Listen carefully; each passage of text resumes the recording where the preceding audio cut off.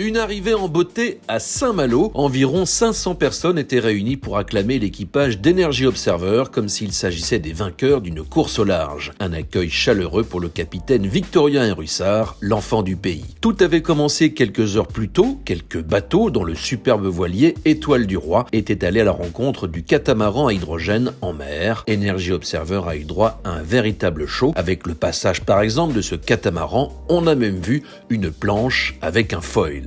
Autant de moments que l'équipage a dû savourer. Puis est venu le moment de se présenter face à la cité corsaire, un retour au port d'attache. Après 7 ans de tour du monde et 68 000 nautiques, soit l'équivalent de plus de 3 fois le tour de la Terre, Energy Observer pouvait enfin larguer les amarres. Une fois à terre, l'équipage a pu se rendre au Palais du Grand Large où était organisée une conférence. L'objectif était de revenir sur les temps forts de l'Odyssée avant de parler de la suite. Le capitaine Victorien Hérussard a tenu à remercier tous ceux qui l'avaient aidé à monter ce projet ambitieux. Quelques partenaires sont d'ailleurs venus témoigner sur scène, dont Toyota par exemple, qui fournit sa pile à combustible. Et l'équipage a été présenté au complet, certains n'étaient pas revenus depuis bien longtemps. Et pendant cette soirée, les invités ont pu voir un résumé de cette aventure technique et humaine. Le catamaran à hydrogène a visité plus de 50 pays et il y a eu plus d'une centaine d'escales. Il a navigué sous toutes les latitudes et dans les conditions les plus éprouvantes. Voici quelques esquisses qui montrent ce à quoi aurait pu ressembler le bateau.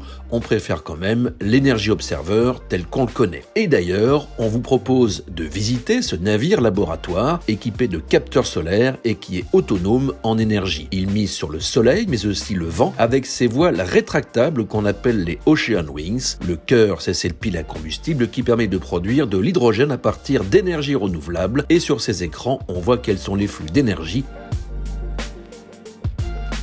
Voici à présent le poste de pilotage de ce bateau de 30 mètres de long. Le public pourra voir le bateau jusqu'au 23 juin à Saint-Malo et il pourra aussi visiter le village Energy Observer juste à côté, un espace qui permet de mieux comprendre ce qu'est ce bateau et comment il fonctionne. Ce sera aussi l'occasion de revivre le tour du monde et de voir également les grands événements comme les conférences sur le climat qui ont ponctué les escales d'Energy Observer à travers le monde.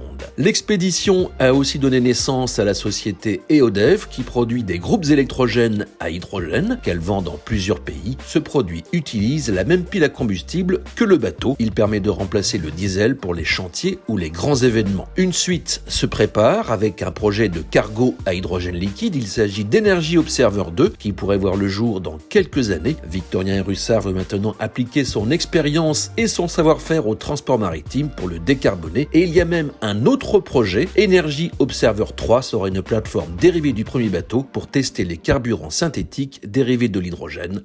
L'aventure continue.